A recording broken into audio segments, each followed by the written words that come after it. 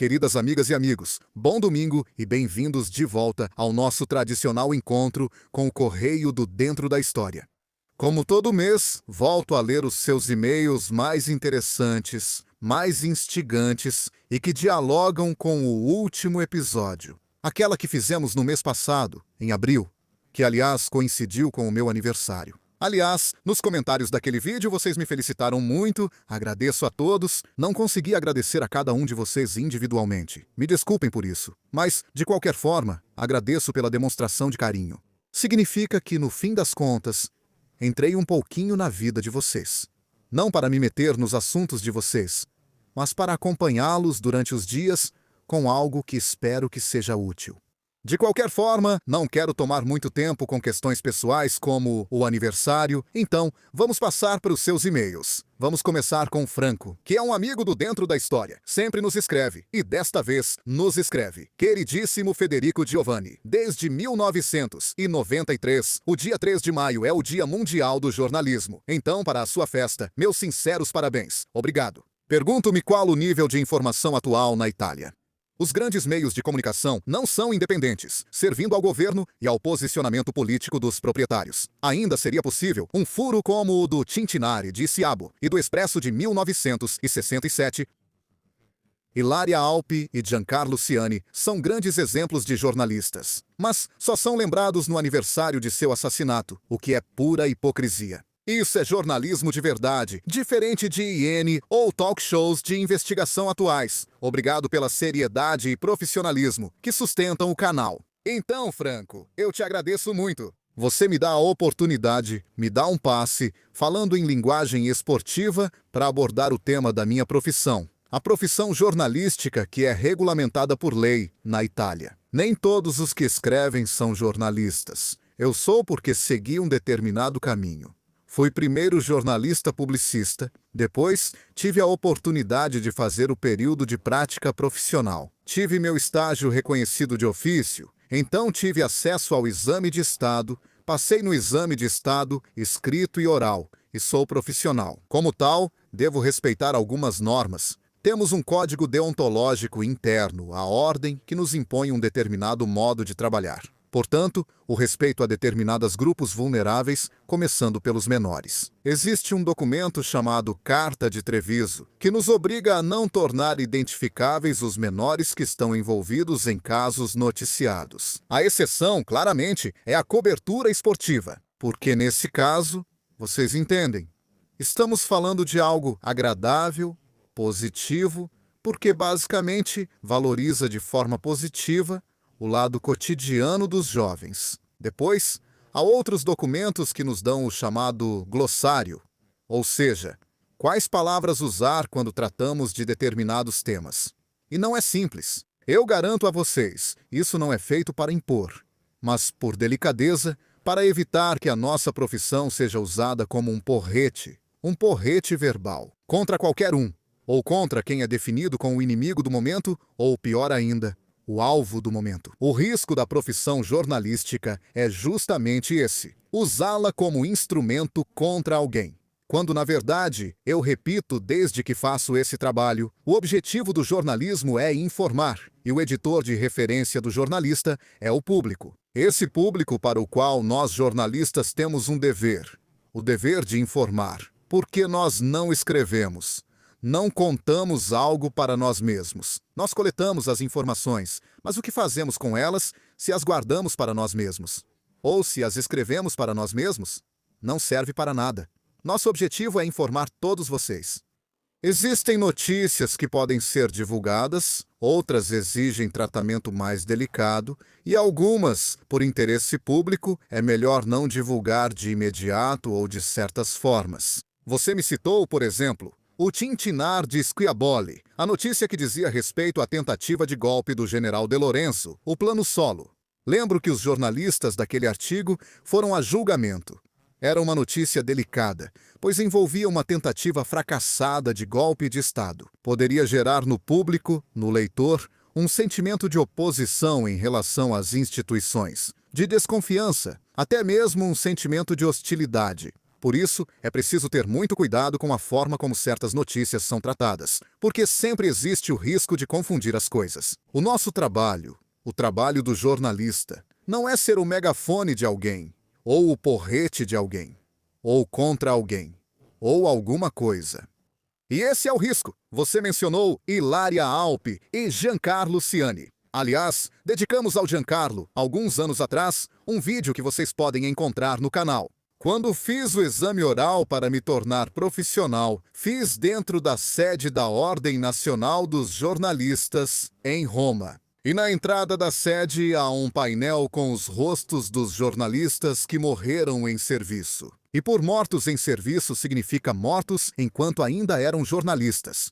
Talvez justamente enquanto estavam exercendo a profissão naquele momento. Tem o rosto de Giancarlo Ciani, tem o rosto de Hilária Alpi e de Miran Robatin, mas há muitos outros. Tem Pepino Impastato, tem Maria Grazia Cutuli, tem Tony De Paulo, há muitos mesmo. Porque, vejam, quando às vezes se denigre a profissão de jornalista? Porque, é claro, há colegas, eu admito, que trabalham mal, ou que trabalham achando que estão fazendo o bem, seguindo um patrão que os induz a escrever determinadas coisas. Às vezes até mesmo mentiras. Sim, existem. Mas, quando se toma toda a classe dos jornalistas por aqueles poucos, que são minoria, que se comportam mal, que contrariam os princípios da nossa ordem e da nossa profissão, o código de ética e não só.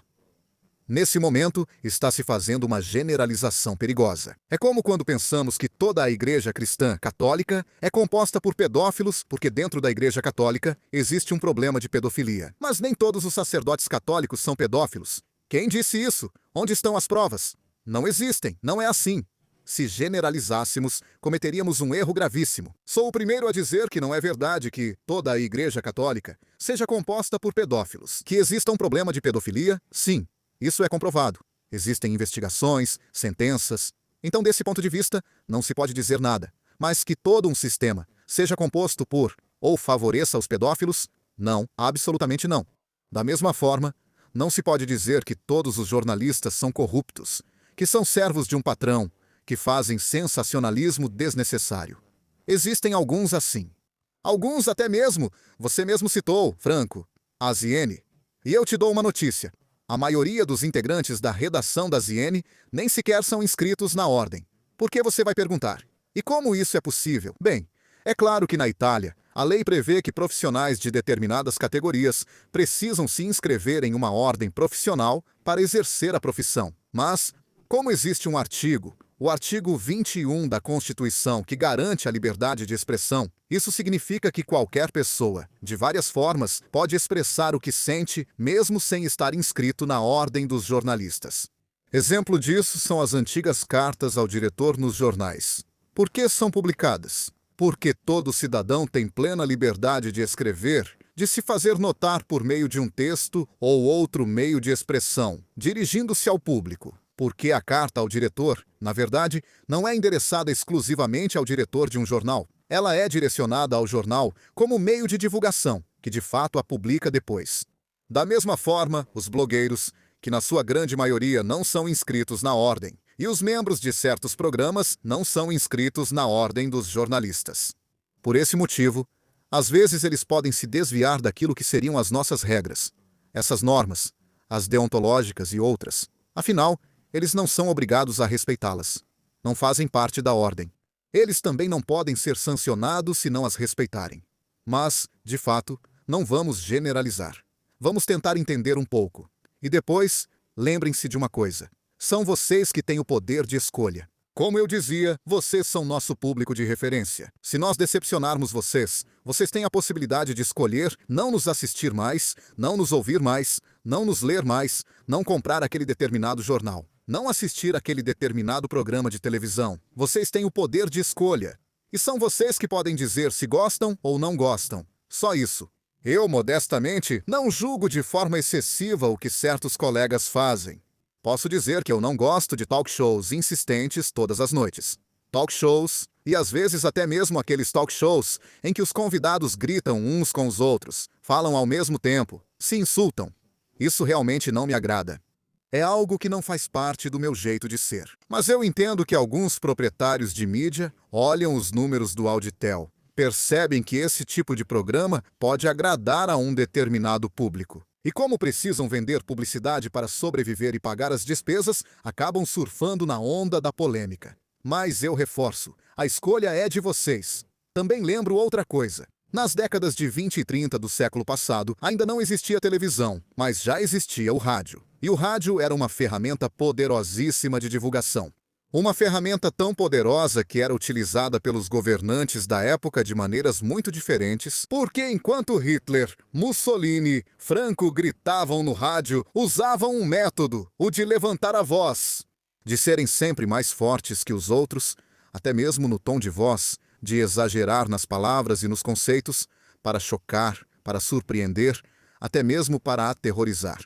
Eles não venceram. Não foram mais aqueles que tiveram a palavra. A última palavra ficou com aquelas democracias que não gritavam no rádio. Teve o rei Jorge VI do Reino Unido, que era gago. Vocês se lembram? O discurso do rei, que mesmo com suas fraquezas e dificuldades, transmitiu um senso de segurança ao seu povo, um senso de conforto. A última palavra foi dele enquanto pôde viver, mas não conseguiu ver fisicamente a vitória por pouquíssimos meses. Roosevelt, Franklin Delano Roosevelt, o presidente dos Estados Unidos, que com seus discursos à lareira, também com um tom calmo, tranquilizava sua nação. Primeiro sobre a crise econômica muito pesada, depois sobre as ameaças que vinham da Europa, desses ventos fortes, malignos, violentos. A tranquilidade, a calma, a relevância, a pertinência são elementos que nós, jornalistas, também nunca deveríamos esquecer. Porque é fácil promover a gritaria, o sensacionalismo, a violência. É muito fácil. Muito mais difícil é falar com voz calma, explicando, fazendo nossos ouvintes refletirem. Mas qual é a diferença? Quem faz refletir, de fato, demonstra com seu próprio método que um outro mundo é possível, que o raciocínio e o intelecto são superiores a qualquer violência. E no final, a inteligência vence sobre a força bruta. De qualquer forma, mais uma vez obrigado ao Franco por ter me dado a oportunidade de falar sobre esse tema, graças à festa dos jornalistas que foi comemorada no último dia, 3 de maio. Vamos a outro e-mail, do Leonardo. Sou um dos muitos inscritos no seu canal. Acompanhei a fascinante minissérie sobre a libertação na Itália. Queria perguntar sobre a história da libertação do nazifascismo. Se no futuro vocês farão um vídeo onde contarão sobre a Operação Herring, a operação dos paraquedistas italianos atrás da linha gótica, durante os últimos dias da guerra, ou sobre a Batalha de Monte Casale, conhecida como a última batalha da Guerra de Libertação entre partisãs e alemães. Acho que são dois assuntos muito interessantes, que infelizmente são pouco conhecidos, mas que deram uma grande contribuição para a libertação da Itália.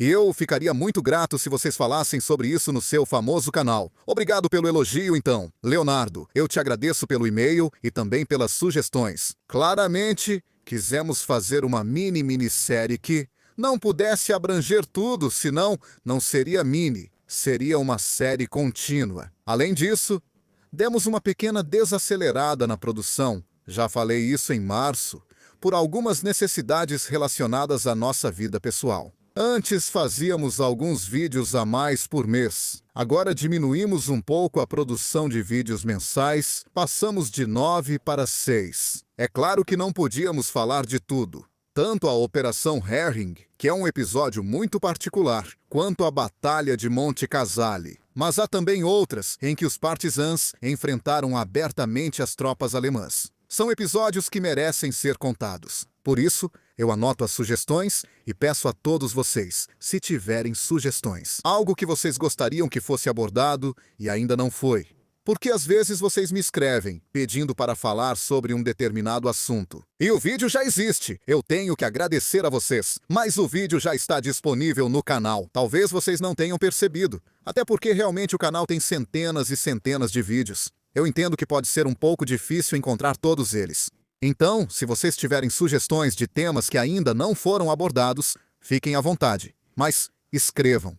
Eu fico feliz com isso. É algo que é útil para mim antes de tudo, porque me estimula. Talvez eu vá procurar alguns documentos que eu tinha, ou alguns livros que tenho na biblioteca, em algum lugar que comprei há algum tempo. Eu tinha começado a ler, depois deixei lá porque tinha outras coisas para fazer. Eu fico feliz com isso, então não se preocupem, escrevam mesmo assim. Obrigado novamente ao Leonardo. Vou considerar suas sugestões nas próximas programações. Até porque nós do Dentro da História agendamos, preparamos o programa mês a mês. Depois, claro, pode acontecer de surgir um vídeo de última hora, se houver algum evento especial que exija isso. Mas, geralmente, como disse, preparamos mês a mês. Posso te dizer, por exemplo, que a programação de junho praticamente já está pronta. Depois vamos fazer a de julho e a de agosto. Obrigado novamente. Concluo com um último e-mail que recebi do Marco, e Marco me escreve: Bem, vou pular a parte inicial, porque senão são os mesmos elogios de sempre. Ele me escreve: Caro Federico, a pergunta que quero te fazer é algo que muitos se perguntam, mas poucos às vezes têm coragem de perguntar. Bela expressão, essa eu gostei. A dúvida é: a Itália é mesmo uma democracia? Porque ouço repetir em vários lugares que, segundo alguns observadores, seríamos uma espécie de país de soberania limitada, submetido a outros poderes. Então, a democracia não existiria, a não ser como um sistema de fachada. O que você acha disso? É uma pergunta muito intrigante. Essa história da soberania limitada surgiu há várias décadas. Surgiu em consequência de determinados fatos e depois foi reavivada, reacendida por outros acontecimentos. É claro que a Itália, depois da Segunda Guerra Mundial, aceitou entrar em um sistema que era inicialmente bipolar. O primeiro mundo, o capitalista, contra o segundo mundo, o socialista. A adesão da Itália ao primeiro mundo, portanto, ao Pacto Atlântico, em 1949, a oportunidade de ter os recursos do Plano Marshall, antes de tudo para a reconstrução, para a retomada socioeconômica e produtiva. O forte vínculo, de qualquer forma, com os Estados Unidos da América alimentou a questão da soberania limitada. Uma soberania limitada que se desenvolveu por muito tempo, através de uma proibição, não escrita, mas implícita. Era proibido permitir que algumas forças políticas, especialmente o Partido Comunista, chegassem ao governo. É claro, o mundo era bipolar. O Partido Comunista Italiano, assim como o Partido Comunista Francês, que eram os dois partidos comunistas mais fortes da Europa Ocidental em termos de número, e não só, representavam um problema. Em Washington, às vezes, era visto como uma espécie de quinta coluna de Moscou, pronta para atacar pelas costas. A história mostrou que não era bem assim. Mas isso levou tempo. Porque se pensarmos em Budapeste, em 1956, lá, o Partido Comunista Italiano apoiou a intervenção soviética, foi duramente criticado. Mas, em Praga, em 1968, tudo mudou. Ali aconteceu a primeira ruptura com Moscou. A posição crítica, a possibilidade de criticar de forma clara o que foi uma intervenção brutal. Não era uma intervenção antirrevolucionária. Era uma intervenção voltada para estabelecer o predomínio ideológico e político soviético sobre outro país, sem dar a esse país a possibilidade de pensar por si mesmo, de andar com as próprias pernas, de escolher, mesmo querendo permanecer no mundo socialista, de escolher outro caminho para o socialismo. Então podemos dizer que aquela soberania limitada existiu durante o período da Guerra Fria?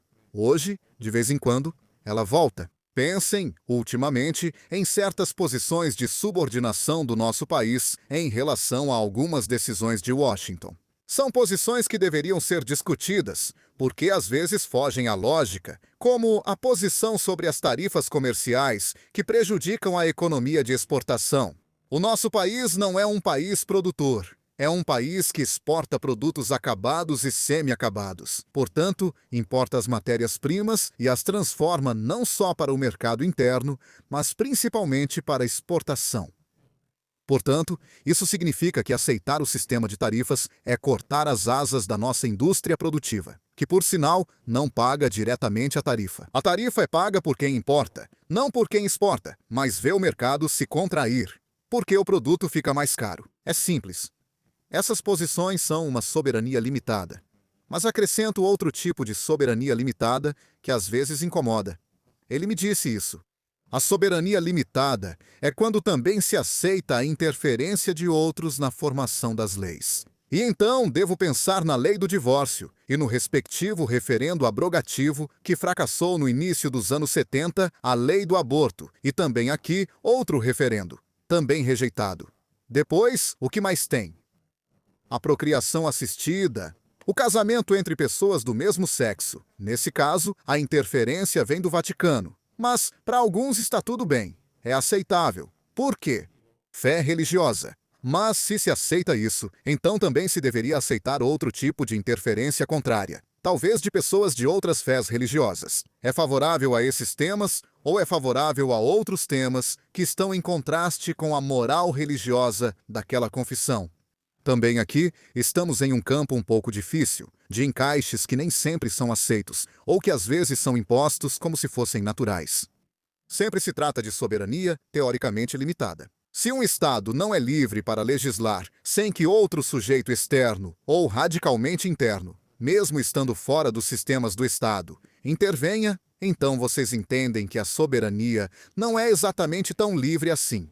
Eu diria que o melhor exemplo é o da França. A França que, sob de Gaulle, marcou distância em relação ao Pacto Atlântico, especialmente de Washington, permanecendo militarmente dentro do sistema da OTAN, mas politicamente mantendo distância e abraçando um conceito de laicidade que permite discutir temas até mesmo de bioética sem ter a ingerência constante e às vezes até opressora de determinadas hierarquias eclesiásticas. Será que a Itália um dia terá coragem de agir como nossos primos do outro lado dos Alpes? Eu me pergunto, e também a vocês, teriam coragem de agir como os franceses? Vocês teriam coragem de abrir mão de certas ingerências, de certas posições, de certos conselhos, às vezes sutis, mas insistentes? Pensem nisso. Se quiserem me contar, escrevam para mim. Lembro a vocês meus contatos. fbetuzzi@dentrolastoria.net. Nos vemos no próximo episódio da Correio do Dentro da História. Então lembrem-se, quando forem escrever, no assunto do e-mail, coloquem Correio do DLS ou DLS Correio, assim eu posso selecionar os seus e-mails. Mais uma vez, um bom domingo a todas e a todos, e até breve.